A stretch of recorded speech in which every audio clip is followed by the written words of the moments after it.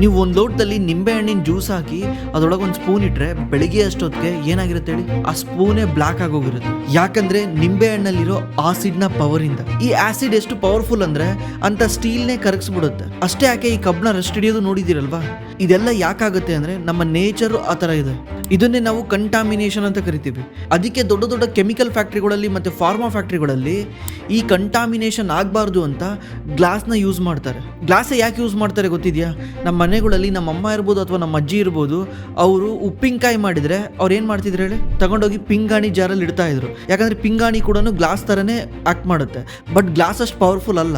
ಆಗಿನ ಕಾಲದಲ್ಲಿ ಗ್ಲಾಸ್ ಇಲ್ದಿದ್ದ ಕಾರಣ ಪಿಂಗಾಣಿನ ಯೂಸ್ ಮಾಡ್ತಾ ಇದ್ರು. ಇವಾಗ ನೀವೇ ಹೇಳೋದು ನೋಡಿರ್ಬೋದು, ತುಪ್ಪನ ಅಥವಾ ಏನಾದರೂ ಐಟಮ್ನ ಗ್ಲಾಸ್ ಜಾರಲ್ಲಿ ಇಟ್ಟರೆ ಅದು ಬಾಳಿಕೆ ಭಾಳ ಬರುತ್ತೆ ಅಂತ. ಯಾಕಂದರೆ ಗ್ಲಾಸ್ಗೆ ಅಂಥ ಪವರ್ ಇದೆ. ಗ್ಲಾಸ್ನ ಯಾವುದೂ ಕೂಡ ರಿಯಾಕ್ಷನ್ ಮಾಡೋಕ್ಕಾಗಲ್ಲ ಅಂತ. ಜಸ್ಟ್ ಉಪ್ಪಿನಕಾಯಿನೇ ನಾವು ಇಷ್ಟೊಂದು ಕೇರ್ ಮಾಡಿ ಗ್ಲಾಸಲ್ಲಿ ಇಡ್ತೀವಿ. ದೊಡ್ಡ ದೊಡ್ಡ ಫ್ಯಾಕ್ಟ್ರಿಗಳು ಕೋಟ್ಯಾಂತರ ರೂಪಾಯಿ ಪ್ರಾಡಕ್ಟ್ನ ಮ್ಯಾನುಫ್ಯಾಕ್ಚರಿಂಗ್ ಮಾಡ್ತಿರ್ತಾರೆ. ಒಂದು ಚೂರಿ ಏನಾದರೂ ಹೆಚ್ಚು ಕಡಿಮೆ ಆದರೆ ಏನಾಗುತ್ತೆ ಹೇಳಿ, ಎಂಟೈರ್ ಬ್ಯಾಚೇ ಹಾಳಾಗೋಗುತ್ತೆ. ಆ ಕೆಮಿಕಲ್ ಇರ್ಬೋದು ಅಥವಾ ಫಾರ್ಮಾ ಇರ್ಬೋದು, ಆ ಇಂಗ್ರೀಡಿಯೆಂಟ್ ಇರ್ಬೋದು, ಎಂಟೈರ್ ಆ ಬ್ಯಾಚೇ ಹಾಳಾಗೋಗುತ್ತೆ. ಇದನ್ನ ರಿಸಾಲ್ವ್ ಮಾಡ್ಬೇಕಂತಾನೆ ಈ ಗ್ಲಾಸ್ ಲೈನಿಂಗ್ ಕಂಪ್ನಿಗಳು ಉಟ್ಕೊಂಡ್ವು. ನಾವಿವತ್ತು ಮಾತಾಡಕ್ ಹೋಗ್ತಿರೋ ಕಂಪ್ನಿ ನೇಮ್ ಬಂದು ಸ್ಟ್ಯಾಂಡರ್ಡ್ ಗ್ಲಾಸ್ ಲೈನಿಂಗ್ ಅಂತ. ಈ ಕಂಪ್ನಿ ಏನ್ ಮಾಡುತ್ತೆ ಅಂದ್ರೆ, ಈ company glass lining technology use ಮಾಡಿ ಈ ತರ ಕಂಟಾಮಿನೇಷನ್ ಆಗ್ದಲೇ ನೋಡ್ಕೊಳುತ್ತೆ. ಆಮೇಲೆ ರೀಸೆಂಟ್ಲಿ ಈ ಕಂಪ್ನಿ ಜಪಾನೀಸ್ ಕಂಪ್ನಿ ಜೊತೆ ಅಗ್ರಿಮೆಂಟ್ ಮಾಡ್ಕೊಂಡಿದೆ. ಆ ಅಗ್ರಿಮೆಂಟ್ನ ಪ್ರಕಾರ ನಮ್ಮ ಇಂಡಿಯಾದಲ್ಲಿ ಈ ಕಂಪ್ನಿ ಬಿಟ್ರೆ ಆ ಪ್ರಾಡಕ್ಟ್ನ ಬೇರೆ ಯಾರು ಸೆಲ್ ಮಾಡೋಕ್ಕಾಗಲ್ಲ. ಮ್ಯಾನೇಜ್ಮೆಂಟ್ ಹೇಳ್ತಿದ್ದಾರೆ ಇದರಿಂದ ವರ್ಷಕ್ಕೆ 2-2.5 ಸಾವಿರ ಕೋಟಿ ರೆವಿನ್ಯೂ ಮಾಡ್ಬೋದು ಅಂತ. ಹಾಗಿದ್ರೆ ಈ ಕಂಪ್ನಿ ಅಂತದ್ದು ಏನು ಮಾಡುತ್ತೆ, ಈ ಕಂಪ್ನಿಯ ಫ್ಯೂಚರ್ ಹೆಂಗಿರುತ್ತೆ ಅಂತ ಈ ವಿಡಿಯೋದಲ್ಲಿ ಕಂಪ್ಲೀಟ್ಲಿ ತಿಳ್ಕೊಳ್ಳೋಣ. ದಯವಿಟ್ಟು ಈ ವಿಡಿಯೋನ ಪೂರ್ತಿಯಾಗಿ ನೋಡಿ. ಆ್ಯಕ್ಚುಲಿ ಈ ವಿಡಿಯೋನ ನಾವು ನಮ್ಮ Q&Aನಲ್ಲಿ ಯಾರೋ ಒಬ್ಬರು ಕ್ವಶನ್ ಕೇಳಿದ್ರು, ಈ ಕಂಪ್ನಿ ಬಗ್ಗೆ ಎಕ್ಸ್ಪ್ಲೇನ್ ಮಾಡೋಕ್ಕೆ ಕೇಳಿದ್ರು. ಅವ್ರಿಗೋಸ್ಕರ ನಾನು ಈ ಕಂಪ್ನಿನ ರಿಸರ್ಚ್ ಮಾಡಿದಾಗ ನಮಗೆ ಈ ಡೀಟೇಲ್ ಎಲ್ಲ ಗೊತ್ತಾಗಿರೋದು. ಮತ್ತು ಇದು ಯಾವುದೇ ರೀತಿ ಬೈ ಸೆಲ್ ರೆಕಮೆಂಡೇಷನ್ ಅಲ್ಲ. ಇವ್ರು ಯಾರೋ ಕೇಳಿದ್ರು, ಅದಕ್ಕೋಸ್ಕರ ನಾವು ಇದು ಮಾಡಿದ್ದೀವಿ. ಬಟ್ ಈ ಕಂಪ್ನಿ ನಮಗೆ ತುಂಬ ಇಂಟ್ರೆಸ್ಟಿಂಗಾಗಿ ಕಾಣ್ತಾ ಇದೆ. ಲಾಸ್ಟ್ವರೆಗೂ ನೋಡಿ, ನಿಮಗೂ ಇಂಟ್ರೆಸ್ಟಿಂಗಾಗಿ ಕಾಣ್ಬೋದು. ಆಮೇಲೆ ಹೋಗಿ ಬಟ್ಟತ್ತ ಬೈ ಮಾಡಬೇಡಿ. ಇದು ಜಸ್ಟ್ ರಿಸರ್ಚ್ ಪರ್ಪಸ್ಗೋಸ್ಕರ ಯೂಸ್ ಮಾಡ್ಕೊಳ್ಳಿ. ಆಮೇಲೆ ನಿಮಗೂ ಯಾವುದನ್ನ ಕಂಪ್ನಿ ಇಂಟ್ರೆಸ್ಟಿಂಗ್ ಅನಿಸಿದ್ರೆ ಈ ಥರ ಡೀಟೇಲಾಗಿ ಇವ್ರು ನೋಡಿ ಹೆಂಗೆ ಎಕ್ಸ್ಪ್ಲೇನ್ ಮಾಡಿದ್ದಾರೆ, ನಿಮಗೆ ಸ್ಕ್ರೀನಲ್ಲಿ ಬರ್ತಾ ಇದೆಯಲ್ಲ ಕಾಮೆಂಟು, ಈ ಥರ ಡೀಟೇಲಾಗಿ ಎಕ್ಸ್ಪ್ಲೇನ್ ಮಾಡಿದ್ರೆ ನಮಗೂ ಇಂಟ್ರೆಸ್ಟಿಂಗಾಗಿ ಅನಿಸುತ್ತೆ, ಏನೋ ಇದೆ ಈ ಕಂಪ್ನಿನಲ್ಲಿ ಅಂತ. ನೀವು ಸುಮ್ಮನೆ ಇದನ್ನು ಈ ಕಂಪ್ನಿ ಹೆಸರು ಹೇಳ್ಬಿಟ್ರೆ 5,000 ಕಂಪ್ನಿಗಳಿದಾವೆ ಸ್ಟಾಕ್ ಮಾರ್ಕೆಟಲ್ಲಿ. ನೀವು ಈ ಒಂದೊಂದು ಕಂಪ್ನಿ ಹೇಳಿದ್ರೆ ಒಂದೊಂದು ಕಂಪ್ನಿ, ಆ ಕಂಪ್ನಿನ ಯಾಕೆ ರಿಸರ್ಚ್ ಮಾಡಬೇಕು, ಈ ನಿಮಗೆ ಯಾಕೆ ಇಂಟ್ರೆಸ್ಟಿಂಗ್ ಆಗ್ತಾ ಕಾಣ್ತಾ ಇದೆ, ನಿಮಗಂಥದ್ದು ಏನು ಕಾಣ್ತಾ ಇದೆ ಅಂತ ಎಕ್ಸ್ಪ್ಲೇನ್ ಮಾಡಿದ್ರೆ ನಾವು ನೋಡ್ಬೋದು. ನೀವು ಸುಮ್ಮನೆ ಕಂಪ್ನಿ ನೇಮ್ ಹೇಳಿದ್ರೆ ನಾವು ನೋಡೋಲ್ಲ. ಅವ್ರು ಕಾಮೆಂಟ್ ಮಾಡಿ ಹೇಳಿದ್ಕೆ ಈ ಕಂಪ್ನಿನ ಪಿಕ್ ಮಾಡಿ ನಾವು ರಿಸರ್ಚ್ ಮಾಡ್ತಿದ್ದೀವಿ. ನಾವು ಫಸ್ಟು ಅವ್ರಿಗೆ ಥ್ಯಾಂಕ್ಸ್ ಹೇಳ್ತೀವಿ. ಈ ಕಂಪ್ನಿ ಏನು ಬಿಸ್ನೆಸ್ ಮಾಡುತ್ತೆ, ನಾನು ಅವಾಗಲೇ ಹೇಳ್ದಂಗೆ ಈ ಕಂಪ್ನಿ ಏನು ಮಾಡುತ್ತೆ, ಈ ಕಂಪ್ನಿ ಗ್ಲಾಸ್ ಲೈನ್ ಟೆಕ್ನಾಲಜಿನ ಕಂಪ್ನಿಗಳಿಗೆ ಪ್ರೊವೈಡ್ ಮಾಡುತ್ತೆ. ಇವ್ರ ಹತ್ರ 4 ಥರ ಪ್ರಾಡಕ್ಟ್ಸ್ ಇದಾವೆ. ಮೊದಲನೇದು glass line reactor and vessels, ಎರಡನೇದು PTFE lined pipe and fittings, ಮೂರನೇದು high alloy or stainless steel equipment, ನಾಲ್ಕನೇದು glass line shell and tube heat exchangers. ಮೊದಲನೇದು ಈ ಗ್ಲಾಸ್ ಲೈನ್ ರಿಯಾಕ್ಟರ್ ಮತ್ತು ವೆಸಲ್ಸ್ ಅಂದರೆ ನೀವು ಇದನ್ನು ಒಂದು ಪ್ರೆಷರ್ ಕುಕ್ಕರ್ ಅನ್ಕೊಬೋದು. ಪ್ರೆಷರ್ ಕುಕ್ಕರ್ನಲ್ಲಿ ಏನಾಗುತ್ತೆ ಹೇಳಿ, ನೀವು ಏನು ಹಾಕಿರ್ತೀರಲ್ವಾ ಐಟಮ್ನು, ಅಲ್ಲಿ ಪ್ರೆಷರ್ ಥ್ರೂ ಹೀಟ್ ಆಗುತ್ತೆ. ಅದೇ ರೀತಿ ಇದು 50ರಿಂದ 60 ಪಟ್ಟು ದೊಡ್ಡದು ಪ್ರೆಷರ್ ಕುಕ್ಕರ್ಗಿನ್ನ. ಇಲ್ಲಿ ಏನಾಗುತ್ತೆ ಅಂದರೆ ಆಸಿಡ್ ಬಾಯ್ಲ್ ಆಗುತ್ತೆ. ಆಸಿಡ್ ಇರ್ಬೋದು, ಸಾಲ್ವೆಂಟ್ಸ್ ಇರ್ಬೋದು, ಅದು ಬಾಯ್ಲ್ ಆಗುತ್ತೆ. ಇಲ್ಲಿ ಇವರು ಗ್ಲಾಸ್ನ ಕೋಟಿಂಗ್ ಮಾಡಿರ್ತಾರೆ, ಯಾವುದೇ ರೀತಿ ಕಂಟಾಮಿನೇಷನ್ ಆಗ್ಲಿಲ್ದಂಗೆ. ಇದನ್ನ ಎಲ್ಲಿ ಯೂಸ್ ಮಾಡ್ತಾರೆ ಅಂದ್ರೆ, ಜಾಸ್ತಿ ಫಾರ್ಮಾ ಕಂಪ್ನಿಗಳು ಆಂಟಿಬಯೋಟಿಕ್ ತಯಾರು ಮಾಡೋದಿದೆ, ಯಾವುದೋ ಕೆಮಿಕಲ್ ಕಂಪ್ನಿ ಕೆಮಿಕಲ್ ಇಂಟರ್ಮೀಡಿಯೇಟ್ನ ತಯಾರು ಮಾಡೋದಿದೆ, ಇದಕ್ಕೆಲ್ಲದಕ್ಕೂ ಇದು ಯೂಸ್ ಆಗುತ್ತೆ. ಎರಡನೇದು PTFE line pipes and fittings. ಇದು ಹೆಂಗೆ ಕೆಲಸ ಮಾಡುತ್ತೆ ಅಂದರೆ, ಇವಾಗ ನೀವೊಂದು ರಿಯಾಕ್ಟರ್ನ ನೋಡಿದ್ರಿ, ಈ ರಿಯಾಕ್ಟರ್ ಥ್ರೂ ಆ ಆಸಿಡ್ ಅಥವಾ ಏನು ಸಾಲ್ವೆಂಟ್ ಇರುತ್ತಲ್ಲ ಅದು ಬೇರೆ ಕಡೆ ಫ್ಲೋ ಆಗಬೇಕು. ಫ್ಲೋ ಆಗಬೇಕಂದ್ರೆ ಚಂಬಲ್ ತಗೊಂಡು ಹಿಂಗೆ ಹಾಕೋಕ್ಕಾಗಲ್ಲ. ಇದೆಲ್ಲ ಆಟೋಮೇಟೆಡ್ ಆಗಬೇಕು. ಆಟೋಮೇಟೆಡ್ ಆಗಬೇಕಂದ್ರೆ ಪೈಪ್ ಥ್ರೂನೇ ಹೋಗಬೇಕು. ಈ ಪೈಪ್ ಏನು ಮಾಡುತ್ತೆ, ಈ ರಿಯಾಕ್ಟರ್ ಥ್ರೂ ಬೇರೆ ಬೇರೆ ಕಡೆಗೆ ಆ ಆಸಿಡ್ನ ಮತ್ತು ಸಾಲ್ವೆಂಟ್ನ ಮೂವ್ ಮಾಡೋಕ್ಕೆ ಹೆಲ್ಪ್ ಮಾಡುತ್ತೆ. ಇದು ಹೇಗೆ ಆಗಿರುತ್ತೆ ಅಂದರೆ, ಇದು ನೀವು ನೋಡಿರ್ತೀರ, ನಿಮ್ಮದು ಫ್ರೈ ಪ್ಯಾನ್ ನೋಡಿರ್ತೀರಲ್ವ, ಅಡುಗೆ ಮಾಡ್ಬೇಕಾರೆ, ದೋಸೆ ಮಾಡ್ಬೇಕಾರೆಲ್ಲ ಯೂಸ್ ಮಾಡ್ತಾರೆ. ಅದೇನಂದರೆ ಟೆಫ್ಲಾನ್ ಕೋಟೆಡ್ ಇರುತ್ತೆ. ಟೆಫ್ಲಾನ್ ಕೋಟೆಡ್ ಇರೋದ್ರಿಂದ ಏನಾಗುತ್ತೆ, ಆಯಿಲು ಅಂಟ್ಕೊಳಲ್ಲ. ಯಾವಾಗ ಆಯಿಲ್ ಅಂಟ್ಕೊಳಲ್ಲ, ಆಯಿಲ್ ಏನಾಗುತ್ತೆ, ಜಾರ್ತಿರುತ್ತಲ್ಲಿ. ಅದೇ ರೀತಿ ಟೆಕ್ನಾಲಜಿನ ಇಲ್ಲೂ ಯೂಸ್ ಮಾಡಿರ್ತಾರೆ. ಅದು ಟೆಫ್ಲಾನ್ ಕೋಟೆಡ್ ಇರೋದ್ರಿಂದ ಅದೇನಾಗುತ್ತೆ, ಆ ಸಾಲ್ವೆಂಟ್ ಇದ್ರ ಜೊತೆ ಮರ್ಜ್ ಆಗಲ್ಲ, ಫ್ಲೋ ಆಗಿಬಿಡುತ್ತೆ, ಈಸಿಲಿ ಮೂವ್ ಆಗ್ತಾ ಹೋಗುತ್ತೆ. ಅದನ್ನು ಕೂಡ ಇವ್ರು ಪ್ರೊವೈಡ್ ಮಾಡ್ತಾರೆ. ಮೂರನೇದು ಐ alloy or stainless steel equipments. ಇದೇನು ಮಾಡುತ್ತೆ ಅಂದರೆ, ಒಂದೊಂದ್ಸಲ ಏನಾಗುತ್ತೆ, ಪ್ರೆಷರ್ ಜಾಸ್ತಿ ಇದ್ದಾಗ, ಹೀಟ್ ಜಾಸ್ತಿ ಇದ್ದಾಗ ಈವನ್ ಗ್ಲಾಸ್ ಕೂಡ ಬ್ರೇಕ್ ಆಗುತ್ತೆ. ಆ ಟೈಮಲ್ಲಿ ಈ ಸ್ಟೈನ್ಲೆಸ್ ಸ್ಟೀಲ್ ಇಕ್ವಿಪ್ಮೆಂಟ್ಸು ಕೆಲ್ಸಕ್ಕೆ ಬರ್ತವೆ. ಅದನ್ನು ಕೂಡ ಈ ಕಂಪ್ನಿ ಪ್ರೊವೈಡ್ ಮಾಡುತ್ತೆ. ನಾಲ್ಕನೇದು glass line shell and heat tube exchangers. ಇವ್ಯಾವ ರೀತಿ ಕೆಲಸ ಮಾಡುತ್ತೆ ಅಂದ್ರೆ, ನೀವು ಕಾರಲ್ಲಿ ನೋಡಿರ್ತೀರಲ್ವಾ, ಅಲ್ಲಿ AC ಕೂಡ ಇರುತ್ತೆ, ಹೀಟ್ರ್ ಕೂಡ ಇರುತ್ತೆ. ಫ್ರಿಜ್ ಇದ್ದಂಗೆ, ಫ್ರಿಜ್ಜಲ್ಲಿ ಬರೀ ಕೋಲ್ಡ್ ಮಾತ್ರ ಆಗುತ್ತೆ, ಬಟ್ ಫ್ರಿಜ್ಜಲ್ಲಿ ಹೀಟ್ ಇದ್ದಿದ್ರೆ ಇದನ್ನು ಫ್ರಿಜ್ಜೇ ಅನ್ಬೋದಿತ್ತು. ಇದು ಯಾವ ರೀತಿ ಕೆಲಸ ಮಾಡುತ್ತೆ ಅಂದರೆ ಸಾಲ್ವೆಂಟ್ನ ಕೋಲ್ಡ್ ಮಾಡೋಕ್ಕೂ ಹೆಲ್ಪ್ ಮಾಡುತ್ತೆ, ಸಾಲ್ವೆಂಟ್ನ ಹೀಟ್ ಮಾಡೋಕ್ಕೂ ಹೆಲ್ಪ್ ಮಾಡುತ್ತೆ, ಕೆಮಿಕಲ್ನ ಹೀಟ್ ಮಾಡೋಕ್ಕೂ ಹೆಲ್ಪ್ ಮಾಡುತ್ತೆ. ಮುಂಚೆ ಏನಾಗ್ತಿತ್ತು, ಕಂಪ್ನಿಗಳು ಗ್ರಾಫೈಟ್ನ ಯೂಸ್ ಮಾಡಿ ಇದನ್ನು ಈ ಥರ ಮಾಡೋರು, ಗ್ರಾಫೈಟ್ನ ಯೂಸ್ ಮಾಡಿ ಹೀಟ್ ಆ್ಯಂಡ್ ಕೋಲ್ಡ್ ಮಾಡೋರು. ಬಟ್ ಗ್ರಾಫೈಟ್ದು ಪ್ರಾಬ್ಲಮ್ ಏನಂದರೆ graphite over A period of time ಅದು ಚಿಪ್ ಥರ ಹೊರಗಡೆ ಬಿಟ್ಕೊಂತ ಹೋಗುತ್ತೆ. ಅದೇನಾಗುತ್ತೆ, ಸಣ್ಣ ಸಣ್ಣ ಬ್ಲಾಕ್ ಪಾರ್ಟಿಕಲ್ಲು ಕೆಮಿಕಲ್ ಅಥವಾ ಫಾರ್ಮಾ ಪ್ರಾಡಕ್ಟ್ ಅಲ್ಲೂ ಕುತ್ಕೊಂತವೆ. ನೀವೇ ಯೋಚನೆ ಮಾಡಿ, ನೀವೇನೋ ಒಂದು ಟಾನಿಕ್ ಕುಡಿತಿದ್ದೀರಾ ಅಥವಾ ಒಂದು ಟ್ಯಾಬ್ಲೆಟ್ ನುಂಗ್ತಿದ್ದೀರಾ ಅಂದರೆ ಅದರೊಳಗಡೆ ಈ ಥರ ಪಾರ್ಟಿಕಲ್ ಇದ್ದರೆ ಏನಾಗುತ್ತೆ? ಇದನ್ನು ಯಾವ FDA ಅಪ್ರೂವ್ ಮಾಡುತ್ತಾ? ಅದಕ್ಕೆ ಕಂಪ್ನಿಗಳು ಏನು ಮಾಡ್ತಿದ್ದಾವೆ, ಈ ಥರ ಪಾರ್ಟಿಕಲ್ ಬರ್ದಂಗೆ ಟ್ರೈ ಮಾಡ್ತಿದ್ದಾವೆ. ಬಟ್ ಭಾರಿ ಕಷ್ಟ ಆಗ್ತಾ ಇದೆ, ಅದನ್ನು ಮ್ಯಾನೇಜ್ ಮಾಡೋಕ್ಕೆ ಆಗ್ತಾ ಇಲ್ಲ. ಇದರಿಂದನೇ ಎಷ್ಟೋ US FDA ಪ್ಲಾಂಟ್ನ ವಿಸಿಟ್ ಮಾಡಿ ಅಬ್ಸರ್ವೇಷನ್ ಇಡ್ತಾ ಇದ್ದಾರೆ, ಅಂದರೆ ಇವ್ರಿಗೆ ಜಾಸ್ತಿ ಪರ್ಮಿಷನ್ನೇ ಕೊಡ್ತಾ ಇಲ್ಲ. ಇದರಿಂದ ಬರ್ತಾ ಎಲ್ಲ ಫ್ಯಾಕ್ಟ್ರಿಗಳು ಈ ಗ್ಲಾಸ್ ಲೈನ್ ಟ್ಯೂಬ್ ಮತ್ತೆ ಶೆಲ್ ಏನಿದೆ ಇದನ್ನೇ ಯೂಸ್ ಮಾಡೋ ಪರಿಸ್ಥಿತಿ ಬರುತ್ತೆ. ಇದು ಆಕ್ಚುಲಿ ಇವ್ರ ಟೆಕ್ನಾಲಜಿ ಅಲ್ಲ, ಇದನ್ನ ಇವರು ಜಪಾನೀಸಿಂದ ತಗೊಂಡಿರೋದು. ರಾಯಲ್ಟಿ ಪೇ ಮಾಡ್ತಾರೆ ಅವರಿಗೆ, ಇವ್ರಿಗೇನು ರೆವಿನ್ಯೂ ಮಾಡ್ತಾರಲ್ಲ ಅದರಲ್ಲಿ 4% ಮತ್ತು ಎಕ್ಸ್ಪೋರ್ಟ್ ಮಾಡಿದರೆ 7% ರೆವಿನ್ಯೂ ಪೇ ಮಾಡ್ತಾರೆ. ಇಂಡಿಯಾದಲ್ಲೇ ಸೆಲ್ ಮಾಡಿದ್ರೆ 4%, ಎಕ್ಸ್ಪೋರ್ಟ್ ಮಾಡಿದ್ರೆ 7% ರಾಯಲ್ಟಿ ಪೇ ಮಾಡ್ತಾರೆ. ಇವರು 20 ವರ್ಷ ಈ ರಾಯಲ್ಟಿನ ಬೈ ಮಾಡಿದ್ದಾರೆ. ಅಂದರೆ ಇಂಡಿಯಾದಲ್ಲಿ ಇವ್ರು ಬಿಟ್ಟರೆ ಈ ಥರ ಪ್ರಾಡಕ್ಟ್ನ ಇನ್ಯಾರೂ ಸೆಲ್ ಮಾಡೋಕ್ಕಾಗಲ್ಲ ನೆಕ್ಸ್ಟ್ 20 ಇಯರ್ಸ್ವರೆಗೂ, ಯಾಕಂದರೆ ಇವ್ರದ್ದು ಆಲ್ರೆಡಿ ಅಗ್ರಿಮೆಂಟ್ ಆಗಿದೆ. ಈ ಮ್ಯಾನೇಜ್ಮೆಂಟ್ ಹೇಳ್ದಂಗೆ ಇವರು ರೀಸೆಂಟ್ಲಿ SRF ಅಲ್ಲಿ ಈ ಪ್ರಾಡಕ್ಟ್ನ ಇನ್ಸ್ಟಾಲ್ ಮಾಡಿದ್ದಾರೆ, ಅದು ಚೆನ್ನಾಗಿ ವರ್ಕ್ ಆಗ್ತಾ ಇದೆ ಅಂತ ಹೇಳ್ತಾ ಇದ್ದಾರೆ. ಇದು ಇವರ 4ನೇ ಪ್ರಾಡಕ್ಟ್. ಇವಾಗ ನೀವು ಅನ್ಕೊಬೋದು, ಇದು ಜಸ್ಟ್ ಗ್ಲಾಸ್ ಕೋಟಿಂಗ್ ಮಾಡೋ ಕಂಪ್ನಿ ತಾನೆ, ಇದೇನು ದೊಡ್ಡ ಮ್ಯಾಟ್ರಾ, ಯಾರು ಬೇಕಿರೋ ಮಾಡ್ಬೋದಲ್ವಾ, ಕಾಂಪಿಟೇಟರ್ ಕೂಡ ಈಸಿಲಿ ಮಾಡ್ಬೋದು, ಅಂತ ದೊಡ್ಡ ಮ್ಯಾಟ್ರ್ ಅಲ್ಲ ಅಂತ ನಾವು ಅಂದ್ಕೊಂಡಿದ್ದೀವಿ. ಆದರೆ it is difficult to replace. ಯಾರನ್ನ ಹೊಸೊಬ್ರು ಬಂದು ಎಂಟ್ರಿ ಆಗೋಕ್ಕೆ ಭಾರಿ ಕಷ್ಟ. ಯಾಕಂದರೆ ಇವ್ರದ್ದು ಇಂಡಿಯಾದಲ್ಲಿ ಕಾಂಪಿಟೇಟರ್ ಯಾರಂದರೆ GMM ಫಾಡ್ಲರು ಮತ್ತು HLE ಗ್ಲಾಸ್ ಕೋಟು. ಇವರಿಬ್ಬರೇ ಮೋಸ್ಟ್ ಆಫ್ ದಿ ಮಾರ್ಕೆಟ್ನ ಗ್ರ್ಯಾಬ್ ಮಾಡಿದ್ದಾರೆ. ಇದೇನು ತೋರಿಸ್ತಾ ಇದೆ ಹೇಳಿ?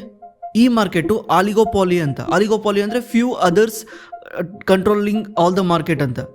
ಮೋನೋಪಾಲಿ ಅಂದರೆ ಒಬ್ಬ, ಡುಯೋಪಾಲಿ ಅಂದರೆ ಇಬ್ಬರು, ಆಲಿಗೋಪಾಲಿ ಅಂದರೆ 1-2-3 ಅಥವಾ 3-4. ಅಂದರೆ ಯಾಕೆ ಹೊಸಬ್ರು ಎಂಟ್ರಿ ಆಗೋಕ್ಕಾಗ್ತಿಲ್ಲ, ಯಾಕೆ ಹೊಸಬ್ರು ಕಷ್ಟ ಅಂದರೆ ಇದು ಅಷ್ಟು ಈಸಿ ಅಲ್ಲ. ಏನಂದರೆ ನಿಮಗೆ ಟೆಕ್ನಿಕಲ್ ನಾಲೆಡ್ಜ್ ಇರಬೇಕು. ಜಸ್ಟ್ ಇದು ಗ್ಲಾಸ್ ಕೋಟಿಂಗ್ ಅಲ್ಲ, ಯಾವ ರೀತಿ ಟೆಂಪ್ರೇಚರ್ನ ಕಂಟ್ರೋಲ್ ಮಾಡಬೇಕು, ಫೈರಿಂಗ್ ಸೈಕಲ್ನ ಅರ್ಥ ಮಾಡ್ಕೊಬೇಕು, ಮತ್ತು ಬಾಂಡಿಂಗ್ನ ಅರ್ಥ ಮಾಡ್ಕೊಬೇಕು, ಎಲ್ಲಾನು ಪರ್ಫೆಕ್ಟಾಗೇ ಇರಬೇಕು.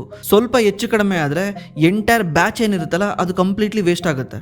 ಇದು ಜಸ್ಟ್ ಬುಕ್ ನೋಡ್ಕೊಂಡು ಮಾಡ್ದಂಗಲ್ಲ, ಎಕ್ಸ್ಪೀರಿಯನ್ಸ್ ಬೇಕು. ಎಕ್ಸ್ಪೀರಿಯನ್ಸೇ ಮ್ಯಾಟ್ರ್ ಆಗುತ್ತೆ ಇಲ್ಲಿ. ಯಾಕಂದರೆ ಒಂದೇ ಒಂದು ಗ್ಲಾಸ್ ಲೈನಲ್ಲಿ ಒಂದು ಬಬಲ್ ಬಂದರೆ, ಗ್ಲಾಸಲ್ಲಿ ಬಬಲ್ ಬರುತ್ತಲ್ವಾ, ಆ ಥರ ಏನಾದರೂ ಬಬಲ್ ಬಂದು ಗಾಳಿ ಏನಾದರೂ ತುಂಬ್ಕೊಂಡ್ರೆ ಅದು ಬರ್ಸ್ಟ್ ಆಗಿ ಆ ಗ್ಲಾಸ್ ಎಲ್ಲನೂ ಸಾಲ್ವೆಂಟಲ್ಲಿ ಮಿಕ್ಸ್ ಆಗಿ ಕಂಪ್ಲೀಟ್ಲಿ ಎಂಟೈರ್ ಆ ಬಾಯ್ಲರೇನೇ ವೇಸ್ಟ್ ಆಗುತ್ತೆ ಮತ್ತು ಆ ರಿಯಾಕ್ಟರೇ ವೇಸ್ಟ್ ಆಗುತ್ತೆ. ಇದರಲ್ಲಿ ಕಸ್ಟಮರ್ ಸ್ಟಿಕ್ಕಿನೆಸ್ಸು ತುಂಬ ಸ್ಟ್ರಾಂಗ್ ಇರುತ್ತೆ. ಯಾಕಂದರೆ ಫಾರ್ಮಾ ಕಂಪ್ನಿನಲ್ಲೇ ಅಷ್ಟೇ, ನೀವು ಒಂದ್ಸಲ ಫಾರ್ಮಾ ಕಸ್ಟಮರ್ನ ಹಿಡಿದ್ಬಿಟ್ರೆ ಫಾರ್ಮಾ ಕಸ್ಟಮರ್ ನಿಮ್ಮನ್ನು ಬಿಡೋದು ಕಷ್ಟ. ಯಾಕಂದರೆ ಇದು ತುಂಬ ರೆಗ್ಯುಲೇಟ್ರಿ ಕೆಳಗೆ ಕೆಲಸ ಮಾಡೋದ್ರಿಂದ ಫಾರ್ಮಾ ಯಾವ್ದ್ರ ಕೆಳಗೆ ಕೆಲಸ ಮಾಡುತ್ತೆ, US FDA ಜಾಸ್ತಿ ವರ್ಕ್ ಆಗುತ್ತೆ. ಬೇಕಂದರೆ ನೀವು US ಅಲ್ಲಿ ಹೋಗಿ ಏನಾದರೂ ಸೆಲ್ ಮಾಡಬೇಕಂದ್ರೆ US FDA ಅಪ್ರೂವ್ ಕೊಡಬೇಕು.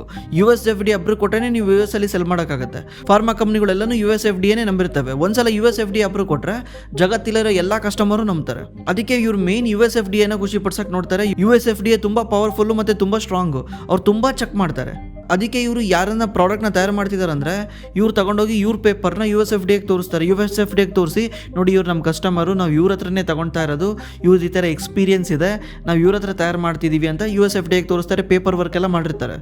ಈಗ ಸಡನ್ಲಿ ನಾಳೆ ಯಾರೋ ಬಂದ್ಬಿಟ್ಟು ಅಣ್ಣ ನಂದು ಗ್ಲಾಸ್ ಲೈನ್ ತಗೊಳ್ಳೋಣ, ನಂದು ರಿಯಾಕ್ಟರ್ ತಗೊಳ್ಳೋಣ ಅಂದ ತಕ್ಷಣ ಅವ್ರು ಚೇಂಜ್ ಮಾಡಲ್ಲ. ಯಾಕಂದರೆ ಇವ್ರು ಆಲ್ರೆಡಿ US FDA ಜೊತೆ ಎಲ್ಲ ಪೇಪರ್ ವರ್ಕ್ ಮಾಡಿದ್ದಾರೆ, ಮತ್ತು ಇವ್ರದ್ದು ಆಲ್ರೆಡಿ ರಿಲೇಷನ್ಶಿಪ್ ಇದೆ. ಒಂದು ಸಲ ಆರ್ಡರ್ ವಿನ್ ಮಾಡೋದೇ ಕಷ್ಟ. ಒಂದ್ಸಲ ಆರ್ಡರ್ ಸಿಕ್ಕಿಬಿಟ್ರೆ ಕಸ್ಟಮರ್ ಅಷ್ಟು ಸುಲಭವಾಗಿ ನಮ್ಮನ್ನು ಬೇಡ ಹೊರಗೆ ಹೋಗು ಅಂತ ಕಳಿಸಲ್ಲ, ನಮ್ಮನ್ನ ಅಂದರೆ ಆ ಕಂಪ್ನಿನ. ಇದು ಕೂಡ ಈ ಕಂಪ್ನಿಯ ಮೋಟ್, ಅಷ್ಟು ಸುಲಭವಾಗಿ ಚೇಂಜ್ ಮಾಡೋದು ಕಷ್ಟ. ಅದಕ್ಕೇ ಜಾಸ್ತಿ ಜನ ಇಲ್ಲ ಈ ಪ್ರಾಡಕ್ಟಲ್ಲಿ. ಈ ಗ್ಲಾಸ್ ಲೈನ್ ಶೆಲ್ಲು ಮತ್ತು 2 ಬೀಟ್ ಎಕ್ಸ್ಚೇಂಜರ್ಸ್ ಇದೆಯಲ್ಲ, ಇದನ್ನು ಇವರು ಜಪಾನ್ ಕಂಪ್ನಿ ಜೊತೆ ಟೆಕ್ನಾಲಜಿನ ತೊಗೊಂಡಿರೋದು. ಜಪಾನ್ ಕಂಪ್ನಿ ಇನೋವೇಷನ್ ಮಾಡಿದೆ. ಆ ಇನೋವೇಷನ್ನ ಇವ್ರಿಗೆ ಟೆಕ್ನಿಕಲ್ ನೋಹೋನ ಹೇಳ್ಕೊಡ್ತಿರೋದಕ್ಕೆ ಇವರು ಅದಕ್ಕೆ ರಾಯಲ್ಟಿ ಪೇ ಮಾಡ್ತಾರೆ. ಇವಾಗ ಏನಾಗಿದೆ ಅಂದರೆ ಇವರು ಆ ಜಪಾನೀಸ್ ಕಂಪ್ನಿ ಜೊತೆ 20 ವರ್ಷ ಅಗ್ರಿಮೆಂಟ್ ಮಾಡ್ಕೊಂಡಿದ್ದಾರೆ. ಈ ಅಗ್ರಿಮೆಂಟ್ನ ಪ್ರಕಾರ ಇಂಡಿಯಾದಲ್ಲಿ ಯಾರು ಕೂಡ ಈ ಟೆಕ್ನಾಲಜಿನ ಸೆಲ್ ಮಾಡೋಕ್ಕೆ ಬರಲ್ಲ. Not even GMM ಫಾಡ್ಲರು, HLE glass coat ಇವರಿಬ್ಬರು ಮಾಡೋಕ್ಕೆ ಬರಲ್ಲ. ಇದರಿಂದ ಏನಾಗುತ್ತೆ, ಈ ಕಂಪ್ನಿ ಇಂಡಿಯಾದಲ್ಲಿ ಮೋನೋಪೋಲಿ ಆಗುತ್ತೆ. ಹೊಸಬ್ರು ಎಂಟ್ರಿ ಆಗೋಕ್ಕೆ ಬರಲ್ಲ, ಬಿಕಾಸ್ ಅದು ಪೇಟೆಂಟೆಡ್ ಟೆಕ್ನಾಲಜಿ. ಪೇಟೆಂಟ್ ಇರೋದ್ರಿಂದ ಬೇರೆ ಮಾಡೋಂಗಿಲ್ಲ. ಮತ್ತು ಇವರು ಪ್ರಾಡಕ್ಟ್ ಇನೋವೇಷನ್ನು ಮಾಡ್ತಾ ಇರ್ತಾರೆ. ನಾನು ಅವಾಗಲೇ ಹೇಳಿದೆ ಸ್ಟೇನ್ಲೆಸ್ ಸ್ಟೀಲ್ ಅಂತ. ಸ್ಟೇನ್ಲೆಸ್ ಸ್ಟೀಲ್ ಇನೋವೇಷನ್ ಇವರೇ ಮಾಡಿರೋದು, ಇವ್ರದೇ ಓನ್ ಅದು.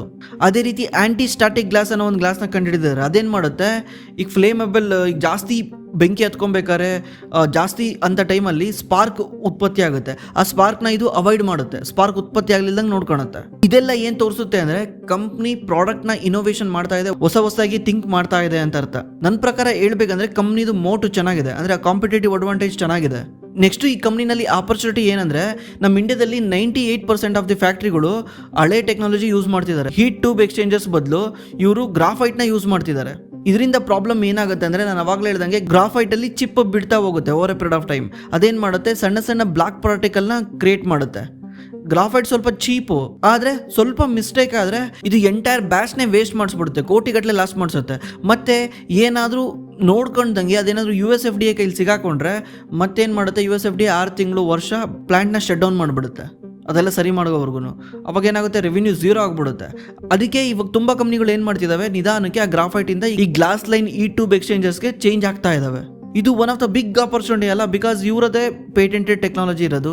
ಇಂಡಿಯಾದಲ್ಲಿ ಇವ್ರು ಬಿಟ್ಟರೆ ಯಾರೂ ಸೆಲ್ ಮಾಡೋಕ್ಕಾಗಲ್ಲ. ಇವರೇ 98% ಏನು ಫ್ಯಾಕ್ಟ್ರಿ ಇದಾವಲ್ಲ, ಅವ್ರೇನಾದ್ರು ಫ್ಯಾಕ್ಟ್ರಿ ರೀಪ್ಲೇಸ್ ಮಾಡಿದ್ರೆ ಇವ್ರ ಹತ್ರನೇ ಪ್ರಾಡಕ್ಟ್ ತಗೊಳ್ಬೇಕು. ಮ್ಯಾನೇಜ್ಮೆಂಟ್ ಹೇಳ್ದಂಗೆ ಇದು 2,000 ಕೋಟಿ ಆಪರ್ಚುನಿಟಿ ಅಂತ ಹೇಳ್ತಾ ಇದ್ದಾರೆ ಮ್ಯಾನೇಜ್ಮೆಂಟು. ಈ ಕಂಪ್ನಿದು ಆಲ್ರೆಡಿ 600 ಕೋಟಿ ರೆವಿನ್ಯೂ ಇದೆ. ಈಗ ಏನಾದರೂ ಎವ್ರಿ ಇಯರ್ ಪ್ಲಾಂಟ್ಗಳು ರೀಪ್ಲೇಸ್ ಮಾಡ್ತಾ ಹೋದರೆ ಎವ್ರಿ ಇಯರ್ ಈ ಕಂಪ್ನಿಗೆ ರೆವಿನ್ಯೂ ಬರ್ತಾ ಹೋಗುತ್ತೆ, ಹೊಸ ರೆವಿನ್ಯೂ ಬರ್ತಾ ಹೋಗುತ್ತೆ. ಇದು completely new for a company. ಮತ್ತು ಇನ್ನೊಂದು ಆಪರ್ಚುನಿಟಿ ಏನಂದರೆ, ನೀವು ರೀಸೆಂಟ್ಲಿ ನೋಡಿರ್ಬೋದು ಬಯೋಸೆಕ್ಯೂರ್ ಆ್ಯಕ್ಟ್ನ ಪಾಸ್ ಮಾಡ್ತಾರೆ. ಬಯೋಸೆಕ್ಯೂರ್ ಆ್ಯಕ್ಟ್ ಏನಂದರೆ, ಅಮೆರಿಕಾ ಚೈನೀಸ್ ಕಂಪ್ನಿಗಳಿಂದ ಈ ಫಾರ್ಮಾ ಮತ್ತು ಈ ಕೆಮಿಕಲ್ನ ಬೈ ಮಾಡೋಂಗಿಲ್ಲ ಅಂತ. ಯಾಕಂದರೆ ಅಮೆರಿಕನ್ ಟೆಕ್ನಾಲಜಿನ ಈ ಚೈನೀಸ್ ಕಂಪ್ನಿಗಳು ಮಿಸ್ಯೂಸ್ ಮಾಡ್ಕೊತಿದ್ದಾವೆ ಅಂತ. ಇದರಿಂದ ಏನು ಆಪರ್ಚುನಿಟಿ ಕ್ರಿಯೇಟ್ ಆಗುತ್ತೆ ಅಂದರೆ, ಇಂಡಿಯಾದಲ್ಲಿರೋ ಫಾರ್ಮಾ ಮತ್ತು ಕೆಮಿಕಲ್ ಕಂಪ್ನಿಗಳಿಗೆ ಆರ್ಡರ್ ಸಿಗ್ತಾ ಹೋಗುತ್ತೆ. ಯಾಕಂದರೆ ಚೈನಾ ಬಿಟ್ಟರೆ ಬೇರೆ ದೇಶ ಯಾವಿದಾವೆ, ಥೈಲ್ಯಾಂಡ್ ಇದೆ, ಮತ್ತು ವಿಯೆಟ್ನಾಮ್ ಇದೆ, ಮತ್ತು ಇಂಡಿಯಾ ಕೂಡ ಇದೆ. ಇಂಡಿಯಾ ಕಂಪ್ನಿಗಳಿಗೆ ಆರ್ಡರ್ ಸಿಗ್ತಾ ಹೋಗುತ್ತೆ. ಮತ್ತು ನೀವು CDMO ಬೂಮ್ ಕೂಡ ನೋಡಿರ್ಬೋದು. CDMO ಬೂಮು ಇದೆಲ್ಲ ಏನು ಕ್ರಿಯೇಟ್ ಮಾಡುತ್ತೆ, ಹೊಸ ಫ್ಯಾಕ್ಟ್ರಿಗಳು ಬೇಕಾಗುತ್ತೆ, ರಿಯಾಕ್ಟರ್ಸ್ ಬೇಕಾಗುತ್ತೆ. ಇದೆಲ್ಲದರಲ್ಲೂ ಕೂಡ ಈ ಕಂಪ್ನಿಯ ಪ್ರಾಡಕ್ಟ್ಗಳು ಬೇಕೇ ಬೇಕು. ಒಂದು ಕೆಮಿಕಲ್ ಫ್ಯಾಕ್ಟ್ರಿ ಅಂದರೆ ಆ ಫ್ಯಾಕ್ಟ್ರಿನಲ್ಲಿ ಈ ಕಂಪ್ನಿಯ ಪ್ರಾಡಕ್ಟ್ ಇದ್ದೇ ಇರುತ್ತೆ. ಎಷ್ಟು ಜಾಸ್ತಿ ಕೆಮಿಕಲ್ ಪ್ಲಾಂಟ್ಗಳು ಉಟ್ಕೊಂತವೆ ಅಷ್ಟು ಜಾಸ್ತಿ ಈ ಕಂಪ್ನಿಯ ಪ್ರಾಡಕ್ಟ್ ಯೂಸ್ ಆಗುತ್ತೆ. ಈ ಕಂಪ್ನಿದು ಫೈನಾನ್ಷಿಯಲ್ಸ್ ಬಗ್ಗೆ ಮಾತಾಡೋದಾದ್ರೆ, ಈ ಕಂಪ್ನಿ ಇದೇ ವರ್ಷ ಜನವರಿನಲ್ಲಿ IPO ಬರುತ್ತೆ. IPO ಪ್ರೈಸ್ ಬಂದ್ಬಿಟ್ಟು $140. IPO ಬಂದಾದ್ಮೇಲೆ ಈ ಕಂಪ್ನಿ $213 ಹೋಗುತ್ತೆ. ಅಲ್ಲಿಂದ ಇವಾಗ ಡೌನ್ ಆಗಿದೆ. ಇವಾಗ ಕರೆಂಟ್ಲಿ $177 ಇದೆ. ಸ್ಟಾಕ್ PE 50 ಇದೆ. ರೀಸೆಂಟ್ ಕ್ವಾರ್ಟರ್ಲಿ ಈ ಕಂಪ್ನಿ 21 crore ಪ್ರಾಫಿಟ್ ಮಾಡಿದೆ. 173 ಕೋಟಿ ಸೇಲ್ಸ್ ಗ್ರೋತ್ ಮಾಡಿದೆ. ಅಂದರೆ 22% year on year sales growth ಮಾಡಿದೆ. ಪ್ರಾಫಿಟ್ ಕೂಡ 41% ಇಯರ್ ಆನ್ ಇಯರ್ ಗ್ರೋತ್ ಆಗಿದೆ. ಈ ಕಂಪ್ನಿ ಹತ್ರ 200 ಕೋಟಿ ಕ್ಯಾಶ್ ಇದೆ. ರೀಸೆಂಟ್ಲಿ IPOದಿಂದ ಬಂದಿರೋ ಕ್ಯಾಶು ಈ ಕಂಪ್ನಿ ಹತ್ರ ಇನ್ನೂ ಹಂಗೆ ಇದೆ. ಅಂದ್ರೆ ಫ್ಯೂಚರ್ ಗ್ರೋತಿಗೆ ಈ ಕಂಪ್ನಿ ಸಾಲ ಮಾಡೋದೇನು ಬೇಕಾಗಲ್ಲ, ಈ ಕಂಪ್ನಿ ಹತ್ರ ಆಲ್ರೆಡಿ ದುಡ್ಡಿದೆ. ಇವ್ರದ್ದು ಕಾಂಪಿಟೇಟರ್ ನ ನೋಡಕ್ ಹೋದ್ರೆ GMM ಫಾಡ್ಲರ್ ಇವ್ರ ಕಾಂಪಿಟೇಟರ್, ಅವ್ರದ್ದು PE ಬಂದ್ಬಿಟ್ಟು 55 ಇದೆ. ಅದೇ ರೀತಿ HLE ಗ್ಲಾಸ್ ಕೋಟ್ ಇವ್ರದ್ದು PE ಬಂದ್ಬಿಟ್ಟು 62 ಇದೆ. ಅಂದ್ರೆ ಈ ಕಂಪ್ನಿದು PE ಇವಾಗ ಇನ್ ಲೈನ್ ಇದೆ ಕಾಂಪಿಟೇಟರ್ ಕಂಪೇರ್ ಮಾಡಿದ್ರೆ. ಕಾಂಪಿಟೇಟರ್ ಎಲ್ಲ ಯಾವ ರೀತಿ ಟ್ರೇಡ್ ಆಗ್ತಾರೆ, ಈ ಕಂಪ್ನಿ ಅದೇ ರೀತಿ ಟ್ರೇಡ್ ಆಗ್ತಾ ಇದೆ. ಬಟ್ ಈ ಕಂಪ್ನಿನಲ್ಲಿ ಇನ್ನೊಂದೇನು ಬೆಸ್ಟ್ ಅಂದ್ರೆ, ಈ ಕಂಪ್ನಿದು ನೆಕ್ಸ್ಟ್ ಇಯರ್ ಇಂದ ಹೊಸ ರೆವಿನ್ಯೂ ಆಡ್ ಆಗ್ತಾ ಹೋಗುತ್ತೆ. ಬಿಕಾಸ್ ಈ ಕಂಪ್ನಿ ನ್ಯೂ ಕ್ಲೈಂಟ್ ನ ವಿನ್ ಮಾಡ್ತಾ ಇದೆ. SRF ಆಲ್ರೆಡಿ ಹೇಳಿದ್ನಲ್ವಾ, ಟ್ಯೂಬ್ ಹೀಟ್ ಎಕ್ಸ್ಚೇಂಜರ್ಸ್ ಅದನ್ನ ಇನ್ಸ್ಟಾಲ್ ಮಾಡುತ್ತೆ ಅಂತ. SRF ಅಲ್ಲಿ ಆಲ್ರೆಡಿ ಇನ್ಸ್ಟಾಲ್ ಮಾಡಿದೆ. ಅದೇ ರೀತಿ ಹೊಸ ಕಸ್ಟಮರ್ನ ಆಡ್ ಮಾಡ್ಕೊಂತ ಹೋಗುತ್ತೆ. ಮ್ಯಾನೇಜ್ಮೆಂಟ್ ಹೇಳಿರೋ ಪ್ರಕಾರ ಇವ್ರದ್ದು ಆಲ್ರೆಡಿ ಈ ಹೀಟ್ ಎಕ್ಸ್ಚೇಂಜರ್ಸ್ ಅಲ್ಲಿ 6 ಮೆಗಾವಾಟ್ ಹೀಟ್ ಎಕ್ಸ್ಚೇಂಜರ್ಸ್ ಇವ್ರ ಆಲ್ರೆಡಿ ಇದೆ. ಅದರಲ್ಲಿ ಇವಾಗ ಇವರು ಕರೆಂಟ್ಲಿ 60 ಕೋಟಿ ಪರ್ ಆನಮ್ ರೆವಿನ್ಯೂ ಮಾಡ್ತಾ ಇದ್ದಾರೆ. ಬೈ FY28 ಅಷ್ಟೊತ್ತಿಗೆ ಇವರು 63 ಮೆಗಾವಾಟ್ ಕೆಪಾಸಿಟಿನ ರೀಚ್ ಮಾಡ್ತಾರೆ. ಈಗ ಪ್ರೆಸೆಂಟ್ಲಿ ನೀವೇ ಯೋಚನೆ ಮಾಡಿ, 60 ಕೋಟಿ ಪರ್ ಇಯರ್ ಅಂದ್ರೆ ಆರ್ ಇದಕ್ಕೆ 60 ಅಂದ್ರೆ ಎಷ್ಟಾಗುತ್ತೆ, ಇಲ್ಲಿಂದ 10 ಪಟ್ಟು ಜಾಸ್ತಿ ಆಗುತ್ತೆ. ಅದೇ ರೀತಿ ರೆವಿನ್ಯೂ ಕೂಡ ಇಲ್ಲಿಂದ 10 ಪಟ್ಟು ಜಾಸ್ತಿ ಆಗುತ್ತಲ್ಲ. ಇವಾಗ 60 ಕೋಟಿ ರೆವಿನ್ಯೂ ಬರ್ತಾ ಇದೆ 6 ಮೆಗಾವಾಟಿಂದ. 60 ಮೆಗಾವಾಟಿಂದ 600 ಕೋಟಿ ಬರುತ್ತೆ. ಸುಮಾರು 630 ಕೋಟಿ ರೆವಿನ್ಯೂ ನೆಕ್ಸ್ಟ್ 2028 ಇದೊಂದರಿಂದನೇ ಬರುತ್ತೆ. ಅಂದ್ರೆ ಈ ಕಂಪ್ನಿ ಪ್ರೆಸೆಂಟ್ಲಿ ಈ ವರ್ಷ ಅಂದ್ರೆ TTM ಅಲ್ಲಿ ನೋಡಕ್ ಹೋದ್ರೆ 645 ಕೋಟಿ ರೆವಿನ್ಯೂ ಮಾಡ್ತಾ ಇದೆ. 2028 ಈ ಕಂಪ್ನಿದು ರೆವಿನ್ಯೂ ಆಲ್ಮೋಸ್ಟ್ 1200 ಅಥವಾ 1300 ಕೋಟಿ ಇರುತ್ತೆ. ಜಸ್ಟ್ ಇದನ್ನ ಆಡ್ ಮಾಡಿದ್ರೆ ಸಾಕು. ಇದೇ ನ್ಯೂ ಬಿಸ್ನೆಸ್ ಇದೆಯಲ್ಲ ಹೀಟ್ ಎಕ್ಸ್ಚೇಂಜರ್ಸ್, ಅದನ್ನ ಆಡ್ ಮಾಡಿದ್ರೆ ಸಾಕು. ಅದ್ರ ಜೊತೆಗೆ ಬೇರೆ ಬಿಸ್ನೆಸ್ ಗ್ರೋ ಆಗುತ್ತೆ. ಇದೇನ್ ಹೇಳ್ತಾ ಇದೆ ಅಂದ್ರೆ, ನೆಕ್ಸ್ಟ್ 3 to 4 years ಅಲ್ಲಿ ಈ company 30% year on year sales grow ಮಾಡೋ ಚಾನ್ಸಸ್ ಇದೆ. ಖುದ್ದು ಮ್ಯಾನೇಜ್ಮೆಂಟ್ ಹೇಳ್ತಿದ್ದಾರೆ, ಟೋಟಲ್ ಇವ್ರ ಹತ್ರ ಕೆಪಾಸಿಟಿ ಎಲ್ಲಾನು ಬಿಲ್ಡ್ ಆದ್ರೆ ನೆಕ್ಸ್ಟ್ 3 to 4 years ಅಲ್ಲಿ ಇವರು 3000 ಕೋಟಿ ರೆವಿನ್ಯೂ ಮಾಡೋಷ್ಟು ಕೆಪಾಸಿಟಿ ಇವ್ರ ಹತ್ರ ಇರುತ್ತೆ. ಅದರಲ್ಲಿ ಒಂದು 70% ಯುಟಿಲೈಸೇಷನ್ ಅನ್ಕೊಂಡ್ರು ಕೂಡ, ಯುಟಿಲೈಸೇಷನ್ ಅಂದರೆ ಈಗ ನೀವು ಯುಟಿಲೈಸೇಷನ್ ಇದೆಲ್ಲ ಏನು ಗುರು ಮಾತಾಡ್ತಿದ್ಯಾ ಅಂತ ಅನ್ಸ್ಬೋದು. ಎಕ್ಸಾಂಪಲ್, ನಿಮ್ಮ ಹತ್ರ ಒಂದು ಫ್ಯಾಕ್ಟ್ರಿ ಇದೆ, ಬನ್ ಮಾಡೋ ಫ್ಯಾಕ್ಟ್ರಿ ಇದೆ. ಆ ಬನ್ ಮಾಡೋ ಫ್ಯಾಕ್ಟ್ರಿದು ಕೆಪಾಸಿಟಿ ಎಷ್ಟಂದರೆ ಡೈಲಿ 100 ಬನ್ನ ತಯಾರು ಮಾಡುತ್ತೆ ಅಂದ್ಕೊಳ್ರಿ. 100 ಬನ್ನ ತಯಾರು ಮಾಡೋ ಅಷ್ಟು ಕೆಪಾಸಿಟಿ ಇದೆ. ನಾಳೆ ನಿಮಗೆ ಡೈಲಿ 100 ಬನ್ನಿಗೆ ಆರ್ಡರ್ ಬಂದರೆ ನೀವು ಆರಾಮ್ಸೆ ಆ ಕೆಪಾಸಿಟಿನ ಫುಲ್ಫಿಲ್ ಮಾಡ್ತೀರಾ. ಬಟ್ 100 ಬನ್ ಯಾವಾಗಲೂ ಆರ್ಡ್ರ್ ಬರಲ್ಲಲ್ಲ, ಒಂದು 70% ಬರುತ್ತೆ. ಅಂದರೆ ಒಂದು 70 ಬನ್ನಿಗೆ ಆರ್ಡ್ರ್ ಬರುತ್ತೆ, ಡೈಲಿ 70 ಬನ್ ಸೆಲ್ ಮಾಡ್ತೀರಾ ಅಂದ್ಕೊಂಡ್ರು 2,000 ಕೋಟಿಯಷ್ಟು ರೆವಿನ್ಯೂ ಬರುತ್ತೆ. 70%ಗೆ ಆರ್ಡ್ರ್ ಬಂದರೂ ಕೂಡ ನೀವು ಎಷ್ಟು ಮಾಡ್ಬೋದು, 70 ಬನ್ನ ಸೆಲ್ ಮಾಡ್ಬೋದು. ಅದೇ ರೀತಿ ಇವ್ರ ಹತ್ರ 4-5 ವರ್ಷ ಆಗೋಷ್ಟೊತ್ತಿಗೆ 3,000 ಕೋಟಿ ರೆವಿನ್ಯೂ ಮಾಡೋಷ್ಟು ಕೆಪಾಸಿಟಿ ಇರುತ್ತೆ. ಅದರಲ್ಲಿ 70% ಯುಟಿಲೈಸೇಷನ್ ಆದರೂ ಕೂಡ 2,000 ಕೋಟಿಯಷ್ಟು ರೆವಿನ್ಯೂ ಈಸಿಲಿ ಮಾಡ್ಬೋದು. ಇಲ್ಲಿಂದ ಮಿನಿಮಮ್ ಅಂದ್ರೂ 3 ಪಟ್ಟು ರೆವಿನ್ಯೂ ಜಂಪ್, ಅಂದರೆ 30% CAGR ಗ್ರೋ ಆಗೋ ಚಾನ್ಸಸ್ ಇದೆ ಈ ಕಂಪ್ನಿ ನೆಕ್ಸ್ಟ್ 5 ಇಯರ್ಸ್ ಅಲ್ಲಿ. ಈ ಕಂಪ್ನಿ ಕಮ್ಮಿಂಗ್ ಇಯರ್ಸ್ ಅಲ್ಲಿ 130ರಿಂದ 180 ಕೋಟಿಯಷ್ಟು ಇನ್ವೆಸ್ಟ್ ಮಾಡ್ತಿದ್ದಾರೆ ಗ್ರೀನ್ ಫೀಲ್ಡ್ ಕೆಪೆಕ್ಸ್ ಅಲ್ಲಿ. ಗ್ರೀನ್ ಫೀಲ್ಡ್ ಅಂದ್ರೆ ಹೊಸದಾಗಿಂದ ಏನ್ ಮಾಡ್ತಾರಲ್ವಾ ಅದನ್ನ ಗ್ರೀನ್ ಫೀಲ್ಡ್ ಅಂತ ಕರೀತಾರೆ. ಆಲ್ರೆಡಿ ಜಾಗ ಇಟ್ಕೊಂಡು ಫ್ಯಾಕ್ಟ್ರಿ ಬಿಲ್ಡ್ ಮಾಡಿದ್ರೆ ಅದನ್ನ ಬ್ರೌನ್ ಫೀಲ್ಡ್ ಅಂತ ಕರೀತಾರೆ. ಗ್ರೀನ್ ಫೀಲ್ಡ್ ಅಂದ್ರೆ ಹೊಸದಾಗಿ ಜಾಗ ತಗೊಂಡು. ಈಗ ಬರೋ ಕಮ್ಮಿಂಗ್ ಇಯರ್ಸ್ ಅಲ್ಲಿ ಈ ಕಂಪ್ನಿ 130ರಿಂದ 180 ಕೋಟಿ ಪ್ಲಾಂಟ್ ಬಿಲ್ಡ್ ಮಾಡ್ತಾ ಇದೆ, ಹೊಸದಾಗಿ ಪ್ಲಾಂಟ್ಗಳಲ್ಲಿ ಇನ್ವೆಸ್ಟ್ ಮಾಡ್ತಾ ಇದೆ. ಒನ್ಸ್ ಅವೆಲ್ಲ ರೆಡಿ ಆದರೆ ಈ ಕಂಪ್ನಿದು ಔಟ್ಪುಟ್ 3 ಪಟ್ಟು ಜಾಸ್ತಿ ಆಗುತ್ತೆ. ನೀವು ಮ್ಯಾನುಫ್ಯಾಕ್ಚರಿಂಗ್ ಬಿಸ್ನೆಸ್ ಅಲ್ಲಿ ಕೆಪಾಸಿಟಿ ಎಷ್ಟು ಮುಖ್ಯ ಅಂದರೆ, ಯಾಕಂದರೆ ಈಗ ನೀವೇನಾದ್ರು 100 ರೂಪಾಯಿ ಮಾಡ್ತಿದ್ದೀರಾ ರೆವಿನ್ಯೂ ಅಂದರೆ, ಆ 100 ರೂಪಾಯಿ ರೆವಿನ್ಯೂ ಮಾಡೋಕ್ಕೆ ನಿಮ್ಮ ಹತ್ರ 100 ರೂಪಾಯಿ ಮಾಡೋಷ್ಟು ಕೆಪಾಸಿಟಿ ಇರಬೇಕು. 300 ರೂಪಾಯಿ ಮಾಡ್ತಿದ್ದೀರಾ ಅಂದರೆ ನೀವು 300 ರೂಪಾಯಿ ಮಾಡೋಷ್ಟು ಕೆಪಾಸಿಟಿ ಇರಬೇಕು. ಈಗ ನಾವು ಅದನ್ನು ಅಸೆಟ್ ಟರ್ನ್ ಓವರ್ ಅಂತ ಕರಿತೀವಿ. ಈ ಕಂಪ್ನಿ ಹತ್ರ ಏನಾದರೂ 500 ಕೋಟಿ ಅಸೆಟ್ ಇದ್ದರೆ, ಈ ಕಂಪ್ನಿ 500 ಕೋಟಿ ರೆವಿನ್ಯೂ ಮಾಡ್ತಾ ಇದ್ರೆ ಅಸೆಟ್ ಟರ್ನ್ ಓವರ್ ಬಂದ್ಬಿಟ್ಟು 1 ಇರುತ್ತೆ. ಈ ಕಂಪ್ನಿ ಹತ್ರ 500 ಕೋಟಿ ಅಸೆಟ್ ಇದ್ದು 1,500 ಕೋಟಿ ರೆವಿನ್ಯೂ ಮಾಡಿದ್ರೆ ಅಸೆಟ್ ಟರ್ನ್ ಓವರು 3 ಆಗುತ್ತೆ. ಆ್ಯಕ್ಚುಲಿ ಯಾವ ಕಂಪ್ನಿ ಹತ್ರ ಮೋಟ್ ಇರುತ್ತೆ, ಯಾವ ಕಂಪ್ನಿ ಹತ್ರ ಕಾಂಪಿಟೇಟಿವ್ ಅಡ್ವಾಂಟೇಜ್ ಸ್ಟ್ರಾಂಗ್ ಇರುತ್ತೆ, ಅವ್ರದ್ದು ಅಸೆಟ್ ಟರ್ನ್ ಓವರ್ ಜಾಸ್ತಿ ಇರುತ್ತೆ. ಅದರಿಂದ ಈ ಕಂಪ್ನಿಗಳನ್ನ ಅಸೆಟ್ ಲೈಟ್ ಬಿಸ್ನೆಸ್ ಅಂತ ಕರಿತೀವಿ. ಕಮ್ಮಿ ಅಸೆಟಲ್ಲಿ ಜಾಸ್ತಿ ರೆವಿನ್ಯೂ ಮಾಡ್ಬೋದು. ಈ ಕಂಪ್ನಿ ಆಲ್ಮೋಸ್ಟ್ ಅದೇ ಥರ ಝೋನಲ್ಲಿ ಬರುತ್ತೆ. ಇಷ್ಟು ಈ ಕಂಪ್ನಿಯ ಡೀಟೇಲ್ಸು. ಇದರಲ್ಲಿ ಯಾವುದೇ ರೀತಿ ಬೈ ಸೆಲ್ ರೆಕಮೆಂಡೇಷನ್ ಇಲ್ಲ, ಮತ್ತು ಇದನ್ನು ಯಾವುದು ಬೈ ಸೆಲ್ ರೆಕಮೆಂಡೇಷನ್ ಅಂತ ಅನ್ಕೊಂಬೇಡಿ. ಯಾಕಂದರೆ ನಾವಿಲ್ಲಿ ಯಾವುದೇ ರೀತಿ ಬೈಸೆಲ್ ರೆಕಮೆಂಡೇಷನ್ ಮಾಡಲ್ಲ. ಆಮೇಲೆ ಈ ವಿಡಿಯೋನ ಕಂಪ್ಲೀಟ್ಲಿ ಎಜುಕೇಷನ್ ಪರ್ಪಸ್ ಆಗಿ ತೊಗೊಳ್ಳಿ. ಇಲ್ಲಿ ನಾವು ಇನ್ಫಾರ್ಮೇಷನ್ ಕೊಟ್ಟಿದ್ದೀವ, ಈ ಇನ್ಫಾರ್ಮೇಷನ್ನಿಂದ ನೀವು ಪ್ರೊಜೆಕ್ಷನ್ ಮಾಡ್ಬೋದು. ಪ್ರೊಜೆಕ್ಷನ್ ಹೆಂಗೆ ಮಾಡ್ಬೋದು ಅಂದರೆ, ಅದನ್ನು ಸಪ್ರೇಟ್ ಒಂದು ವಿಡಿಯೋ ಮಾಡಿ ತೋರಿಸ್ತೀನಿ ಯಾವ ರೀತಿ ಪ್ರೊಜೆಕ್ಷನ್ ಮಾಡ್ಬೋದು ಅಂತ. ಈಸಿಲಿ ಪ್ರೊಜೆಕ್ಷನ್ ಮಾಡಿ ನೀವು ಫ್ಯೂಚರ್ ಪ್ರೈಸ್ನ ಕಂಡುಹಿಡಿಬೋದು. ಫ್ಯೂಚರಲ್ಲಿ ಪ್ರೈಸ್ ಎಷ್ಟಿರುತ್ತೆ, ಈ ಕಂಪ್ನಿಯ ಟಾರ್ಗೆಟ್ ಪ್ರೈಸ್ ಎಷ್ಟಿರುತ್ತೆ ಅಂತ ಕಂಡುಹಿಡಿಬೋದು. ಈ ವಿಡಿಯೋದಲ್ಲೇ ಹೇಳಿದ್ರೆ ಇದೊಂಥರ ಟಾರ್ಗೆಟ್ ಕೊಟ್ಟಂಗಾಗುತ್ತೆ, ಅದು ಒಳ್ಳೇದಲ್ಲ. ಅದಕ್ಕೆ ನಾವು ನೆಕ್ಸ್ಟ್ ವಿಡಿಯೋದಲ್ಲಿ ಯಾವಾಗಾದರೂ ಎಕ್ಸ್ಪ್ಲೇನ್ ಮಾಡ್ತೀನಿ ಯಾವ ರೀತಿ ಒಂದು ಕಂಪ್ನಿನ ಪ್ರೊಜೆಕ್ಟ್ ಮಾಡೋದು ಅಂತ. ಈ ಥರ ಡೇಟಾ ಇಟ್ಕೊಂಡು ನಾವು ಕಂಪ್ನಿ ಫ್ಯೂಚರ್ ಪ್ರೈಸ್ನ ಪ್ರೊಟೆಕ್ಟ್ ಮಾಡ್ಬೋದು. ಆಮೇಲೆ ಲಾಸ್ಟಲ್ಲಿ ಮ್ಯಾನೇಜ್ಮೆಂಟ್ ಇಂಟೆಗ್ರಿಟಿ ಬಗ್ಗೆ ಚೆಕ್ ಮಾಡೋಕ್ಕೆ, ಇದು ಹೊಸ ಕಂಪ್ನಿ, ನಾವು ಮ್ಯಾನೇಜ್ಮೆಂಟ್ ಬಗ್ಗೆ ಅಷ್ಟೊಂದು ಇದಿಲ್ಲ, ಪಬ್ಲಿಕಲ್ಲಿ ಅವೈಲೇಬಲ್ ಡೇಟಾ ಇಲ್ಲ. ಬಿಕಾಸ್ ಮಾರ್ಕೆಟಲ್ಲಿ ಲಿಸ್ಟ್ ಆದ್ರೇ ಡೇಟಾ ಬರೋದು. ಇದು ಜನವರಿನಲ್ಲಿ ಲಿಸ್ಟ್ ಆಗಿರೋ ಕಾರಣದಿಂದ ಮ್ಯಾನೇಜ್ಮೆಂಟ್ ಬಗ್ಗೆ ಅಷ್ಟೊಂದು ಡೀಟೇಲ್ ಇಲ್ಲ. ವಾಕಿಂಗ್ ದ ಟಾಕ್ ಇದ್ದಾರಾ ಅಂತ, ಅಂದರೆ ಇಷ್ಟು ರೆವಿನ್ಯೂ ಮಾಡ್ತೀವಿ ಅಷ್ಟು ರೆವಿನ್ಯೂ ಮಾಡ್ತೀವಿ ಅಂತ ಹೇಳಿದಾರಲ್ಲ, ಅದನ್ನು ಫ್ಯೂಚರಲ್ಲಿ ಹಿಂದ್ಗಡೆ ಮಾಡಿದ್ರಾ ಅಂತ ಪ್ರಿಡಿಕ್ಟ್ ಮಾಡೋಕ್ಕೆ ಯಾವುದೇ ರೀತಿ ಡೇಟಾ ಇಲ್ಲ. ಇದೊಂದು ಈ ಕಂಪ್ನಿನಲ್ಲಿ ಪ್ರಾಬ್ಲಮ್ ಇದೆ. ಮ್ಯಾನೇಜ್ಮೆಂಟ್ ಏನು ಹೇಳ್ತಿದಾರಲ್ಲ ಅದನ್ನು ಮಾಡ್ತಾರಾ ಇಲ್ವಾ ಅನ್ನೋದಕ್ಕೆ ನಮ್ಮ ಹತ್ರ ಯಾವುದೇ ರೀತಿ ನಂಬಕ್ಕೆ ಸೋರ್ಸಸ್ ಇಲ್ಲ. ಈ ಕಂಪ್ನಿನಲ್ಲಿ ಇನ್ನೊಂದು ಪ್ರಾಬ್ಲಮ್ ಇದೆ, ಅದೇನೆಂದರೆ cash flow. Operating cash flow ಈ ಕಂಪ್ನಿದು 65 crore ಮೈನಸ್ ಇದೆ. ಅಂದರೆ ಲಾಸ್ಟ್ ಇಯರು ಈ ಕಂಪ್ನಿ 544 ಕೋಟಿ ಲಾಭ ಮಾಡಿದೆ, ಅಂದರೆ ರೆವಿನ್ಯೂ ಮಾಡಿದೆ. ಅದರಲ್ಲಿ 68 ಕೋಟಿ ನೆಟ್ ಪ್ರಾಫಿಟ್ ಮಾಡಿದೆ, ಅಂದರೆ ಲಾಭ ಮಾಡಿದೆ. ಇದರಲ್ಲಿ ಕ್ಯಾಶ್ ಆಗಿ 1 ರೂಪಾಯಿನೂ ಕನ್ವರ್ಟ್ ಆಗಿಲ್ಲ, 65 ಕೋಟಿ ಮೈನಸಲ್ಲೇ ಇದೆ. ಅಂದರೆ ನಾವು ಕ್ಯಾಶ್ ಫ್ಲೋ ಹೇಳ್ಬೇಕಾದ್ರೆ ಹೇಳ್ತೀವಲ್ಲ, ನೀವೇನಾದರೂ 100 ರೂಪಾಯಿ ಐಟಮ್ನ ಸೆಲ್ ಮಾಡಿದ್ದೀರಾ ಅಂದರೆ, ಇವತ್ತು ನೀವು ಯಾರನ್ನ ಒಂದು ಎಗ್ ರೈಸ್ ಅಂಗಡಿನ ಹೋಗಿ ಕೇಳಿದ್ರೆ ಎಷ್ಟು ವ್ಯಾಪಾರ ಆಯಿತು ಅಂದರೆ ಅವ್ನು ಹೇಳ್ತಾನೆ 5,000 ಆಯಿತು ಅಂತ. 5,000 ಗಲ್ದಲ್ಲಿ ಇದೆಯಾ ಅಂದರೆ ಗಲ್ದಲ್ಲಿರಲ್ಲ. ಯಾಕಂದರೆ ಎಷ್ಟೋ ಜನ ಕ್ಯಾಶ್ ಕೊಡ್ದಂಗೆ ನಿಲ್ಸೋಗಿರ್ತಾರೆ, ಅಥವಾ ಇವನೇನು ಮಾಡಿರ್ತಾನೆ 5,000 ರೂಪಾಯಿ ಸೇಲ್ ಆಗೋ ಜಾಗದಲ್ಲಿ ಇವನ ಹತ್ರ 10,000 ರೂಪಾಯಿ ಐಟಮ್ನ ಆಲ್ರೆಡಿ ರೆಡಿ ಮಾಡ್ಕೊಂಡು ಕುಂತಿರ್ತಾನೆ. ಅಂದರೆ ಜಾಸ್ತಿ ಎಗ್ ರೈಸ್ನ ತಯಾರು ಮಾಡ್ಕೊಂಡು ಇನ್ವೆಂಟ್ರಿನಲ್ಲಿ ಇಟ್ಕೊಂಡಿರ್ತಾನೆ. ಅವಾಗ ಏನಾಗುತ್ತೆ, ಈ ಕ್ಯಾಶ್ ಫ್ಲೋ ಮೈನಸ್ ಆಗುತ್ತೆ. ಬಟ್ ಇದು ಇಂಟೆನ್ಷನಲ್ಲಿ ಮಾಡಲಿಲ್ಲ, ಬಿಸ್ನೆಸ್ ಥ್ರೂ ಮಾಡಿದಾರೆ ಅಂದರೆ ಪರವಾಗಿಲ್ಲ, ರಿಕವರ್ ಆಗ್ಬೋದು ಅನ್ಬೋದು. ಬಟ್ ಇಂಟೆನ್ಷನಲ್ಲಿ ಮಾಡ್ತಾ ಇದ್ರೆ ಇಸ್ ವೆರಿ ಡೇಂಜರಸ್. ಬಿಕಾಸ್ ಸೇಲ್ಸ್ನ ಜಾಸ್ತಿ ತೋರ್ಸೋಕ್ಕೆ ಈ ಥರ ಮಾಡ್ತಾರೆ. ಸೇಲ್ಸ್ ಇಯರ್ ಆನ್ ಇಯರ್ ಜಾಸ್ತಿ ತೋರಿಸ್ತಾ ಇದೆ, ಮತ್ತು ಪ್ರಾಫಿಟ್ ಜಂಪ್ ಆಗ್ತಾ ಇದೆ ಅಂತ ತೋರ್ಸೋಕ್ಕೆ ಈ ಥರ ಮಾಡ್ತಾರೆ. ನೀವು ಪ್ರಾಫಿಟ್ ಜಂಪ್ ಆಗ್ತಿದೆ ನೀವೇನು ನೋಡ್ತೀರಾ, ಪ್ರಾಫಿಟ್ ಜಂಪ್ ಆಗೋದು ಮಾತ್ರ ನೋಡ್ತೀರಾ, ಸೇಲ್ಸ್ ಜಾಸ್ತಿ ಆಗೋದು ಮಾತ್ರ ನೋಡ್ತೀರಾ. ರಿಯಲ್ ಕ್ಯಾಶ್ ಫ್ಲೋ ನೋಡಲ್ಲ. ಅದಕ್ಕೆ ಕ್ಯಾಶ್ ಈಸ್ ಕಿಂಗ್ ಅಂತ ಕರಿತೇವೆ. ಇದು ರಿಯಲ್ ಫೇಕಾ ಅಂತ ಚೆಕ್ ಮಾಡಬೇಕಂದ್ರೆ 1 year ನೋಡಿದ್ರೆ ಸಾಕಾಗಲ್ಲ, 3 years ನೋಡಬೇಕು. 3 years ನೋಡೋಕ್ಕೆ ಈ ಕಂಪ್ನಿದು ಪ್ರಾಬ್ಲಮ್ ಏನಂದರೆ, ಈ ಕಂಪ್ನಿ ಬಂದ್ಬಿಟ್ಟು ರೀಸೆಂಟ್ಲಿ IPO ಆಗಿರೋದು. ಬಟ್ ಈ ಕಂಪ್ನಿ ವೆಬ್ಸೈಟಲ್ಲಿ ಹೋಗಿ ಚೆಕ್ ಮಾಡಿದ್ರೆ ನಿಮಗೆ ಲಾಸ್ಟ್ 3 years ಆ್ಯನ್ಯುವಲ್ ರಿಪೋರ್ಟ್ ಸಿಗುತ್ತೆ. ಆ ಆ್ಯನ್ಯುವಲ್ ರಿಪೋರ್ಟ್ ತೆಗೆದು ನೋಡಿದ್ರೆ 2022ರಲ್ಲಿ ರೆವಿನ್ಯೂ ಬಂದ್ಬಿಟ್ಟು 240 ಕೋಟಿ, ಪ್ರಾಫಿಟ್ ಆಫ್ಟರ್ ಟ್ಯಾಕ್ಸ್ ಪ್ಯಾಟ್ ಬಂದ್ಬಿಟ್ಟು 25 ಕೋಟಿ, ಬಟ್ ಆಪರೇಟಿಂಗ್ ಕ್ಯಾಶ್ ಫ್ಲೋ ಬಂದ್ಬಿಟ್ಟು -7 ಕೋಟಿ. 25 ಕೋಟಿ ಲಾಭ ಮಾಡಿದ್ರು ಕೂಡ ಆಪರೇಷನಿಂದ ಒಂದೇ ₹1 ಕ್ಯಾಶ್ ಬಂದಿಲ್ಲ, ಇನ್ನು ಮೈನಸಲ್ಲೇ ಇದೆ. ಅಂದರೆ ಈ ಪ್ರಾಫಿಟ್ ಇನ್ನೂ ರಿಯಲ್ ಆಗೇ ಇಲ್ಲ. 2023ರಲ್ಲಿ ರೆವಿನ್ಯೂ ಬಂದ್ಬಿಟ್ಟು 498 ಕೋಟಿ, ಪ್ರಾಫಿಟ್ ಬಂದ್ಬಿಟ್ಟು 53 ಕೋಟಿ, ನೆಟ್ ಕ್ಯಾಶ್ ಫ್ಲೋ ಬಂದ್ಬಿಟ್ಟು 5 ಕೋಟಿ. ಅಂದರೆ 53 ಕೋಟಿ ಲಾಭ ಮಾಡಿ ಜಸ್ಟ್ 5 ಕೋಟಿ ಅಷ್ಟೇ ಕ್ಯಾಶ್ ಜನರೇಟ್ ಮಾಡಿದ್ದಾರೆ. ಕಸ್ಟಮರ್ ಇವ್ರಿಗೆ ಕೊಟ್ಟಿರೋದು ಬರೀ 5 ಕೋಟಿ ಮಾತ್ರ. ಈಗ ಲಾಸ್ಟ್ ಇಯರ್ ಬಂದರೆ FY24ರಲ್ಲಿ 544 ಕೋಟಿ ರೆವಿನ್ಯೂ ಜನರೇಟ್ ಮಾಡಿದ್ದಾರೆ, ಅದರಲ್ಲಿ 68 ಕೋಟಿ ಪ್ಯಾಟ್ ಮಾಡಿದ್ದಾರೆ. ಆಪರೇಟಿಂಗ್ ಕ್ಯಾಶ್ ಫ್ಲೋ ಬಂದ್ಬಿಟ್ಟು -65 ಕೋಟಿ. ಇದು ಇನ್ನೂ ವರ್ಷ ಲಾಸ್ಟ್ 3 ಇಯರ್ಸಿಂದನೂ ಇವರು ಕ್ಯಾಶ್ನ ಜನ್ರೇಟೇ ಮಾಡ್ತಾ ಇಲ್ಲ.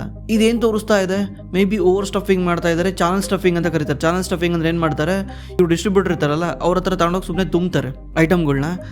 ಇಲ್ಲಿ ಸೇಲ್ಸ್ ಆಗಿದೆ ಅಂತ ಹೇಳ್ತಾರೆ. ಮತ್ತೆ ಅಕೌಂಟಿಂಗೇ ರಾಂಗ್ ಮಾಡಿರ್ತಾರೆ. ಅಕೌಂಟಿಂಗ್ ಹೆಂಗ್ ರಾಂಗ್ ಮಾಡಿರ್ತಾರೆ, ಇವರು ಸೇಲ್ಸ್ ಆಗ್ದಲೇನೆ ಸುಮ್ಮನೆ ಕಸ್ಟಮರ್ ಏನಾದ್ರು ಎನ್ಕ್ವೈರಿ ಬಂದರೆ ಸೇಲ್ಸ್ ಆಗಿದೆ ಅಂತ ರಿಪೋರ್ಟ್ ಮಾಡಿಬಿಡ್ತಾರೆ. ಅಥವಾ ಇವ್ರದೇ ರಿಲೇಟೆಡ್ ಪಾರ್ಟಿ ಇರ್ತಾರಲ್ಲ, ಆ ರಿಲೇಟೆಡ್ ಪಾರ್ಟಿಗೆ ಸೆಲ್ ಮಾಡಿ ಇದನ್ನು ಸೇಲ್ಸ್ನ ಇನ್ಕ್ರೀಸ್ ಮಾಡಿಸ್ತಾರೆ. ಬಿಕಾಸ್ ರಿಲೇಟೆಡ್ ಪಾರ್ಟಿ ಏನು ದುಡ್ಡು ಕೊಡೋಂಗಿಲ್ಲ. ದುಡ್ಡು ಕೊಡೋದಿದ್ರೆ ನಿಧಾನಕ್ಕೆ ಬ್ಯಾಲೆನ್ಸ್ ಶೀಟಲ್ಲಿ ಏರಾಪೇರಿ ಮಾಡ್ಬೋದು. ಅವಾಗ ಏನಾಗುತ್ತೆ, ಸೇಲ್ಸ್ ಇನ್ಕ್ರೀಸ್ ಆಗುತ್ತೆ.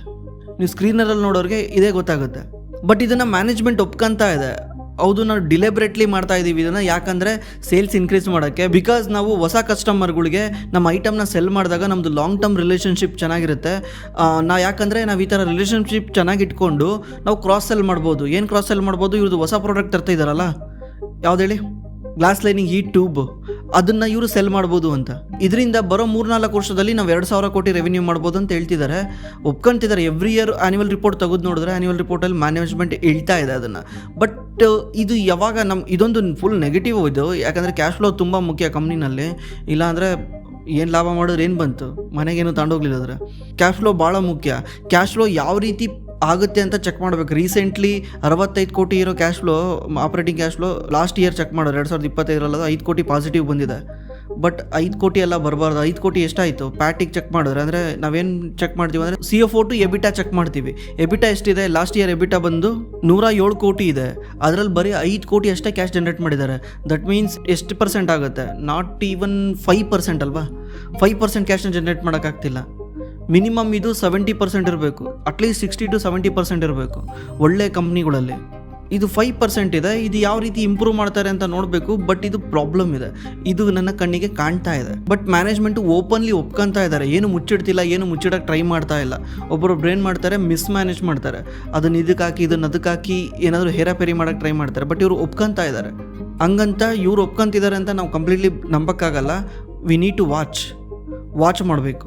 ನೆಕ್ಸ್ಟ್ ಕ್ವಾರ್ಟರ್ ಆನ್ ಕ್ವಾರ್ಟರ್ ಯಾವ ರೀತಿ ಕ್ಯಾಶ್ ಫ್ಲೋನ ಜನ್ರೇಟ್ ಮಾಡ್ತಿದ್ದಾರೆ, ಪ್ರಾಫಿಟ್ ಮಾಡೋದಷ್ಟೇ ಅಲ್ಲ, ಕ್ಯಾಶ್ ಫ್ಲೋ ಯಾವ ರೀತಿ ಇಂಪ್ರೂವ್ ಆಗ್ತಾ ಇದೆ ಅದನ್ನು ಚೆಕ್ ಮಾಡಬೇಕು. ಕ್ಯಾಶ್ ಫ್ಲೋ ಸ್ಟೇಟ್ಮೆಂಟ್ ಎವ್ರಿ ಕ್ವಾರ್ಟರ್ಲ್ಲಿ ಬರಲ್ಲ, ಆಫ್ ಇಯರ್ಲಿ ಬರುತ್ತೆ. ನೆಕ್ಸ್ಟ್ ಕ್ವಾರ್ಟರ್ ಬರುತ್ತೆ, ನೆಕ್ಸ್ಟ್ ಕ್ವಾರ್ಟರ್ಲ್ಲಿ ಒಂದ್ಸಲ ಚೆಕ್ ಮಾಡಿ. ಆಮೇಲೆ ನಿಮಗೆ ರಿಸರ್ಚ್ ಮಾಡೋಕ್ಕೆ ತೊಂದರೆ ಆಗ್ತಾ ಇದೆ, ನಿಮ್ಗೆ ಕರೆಕ್ಟಾಗಿ ರಿಸರ್ಚ್ ಮಾಡೋಕ್ಕಾಗ್ತಿಲ್ಲ ಅಂದರೆ ನೀವೇನು ಮಾಡ್ಬೋದು, ನಮ್ಮ ಡಿಸ್ಕ್ರಿಪ್ಷನಲ್ಲಿ ಗೂಗಲ್ ಫಾರ್ಮ್ ಇದೆ. ಆ ಗೂಗಲ್ ಫಾರ್ಮಲ್ಲಿ ನಿಮ್ಮ ಡೀಟೇಲ್ನ ಎಂಟ್ರಿ ಮಾಡಿದ್ರೆ ನಮ್ಮ ಟೀಮ್ ಕಡೆಯಿಂದ ನಿಮಗೆ ಕಾಲ್ ಮಾಡಿ ಹೆಲ್ಪ್ ಮಾಡ್ತಾರೆ. ಥ್ಯಾಂಕ್ಸ್ ಫಾರ್ ವಾಚಿಂಗ್, ಮತ್ತೆ ಸಿಗೋಣ.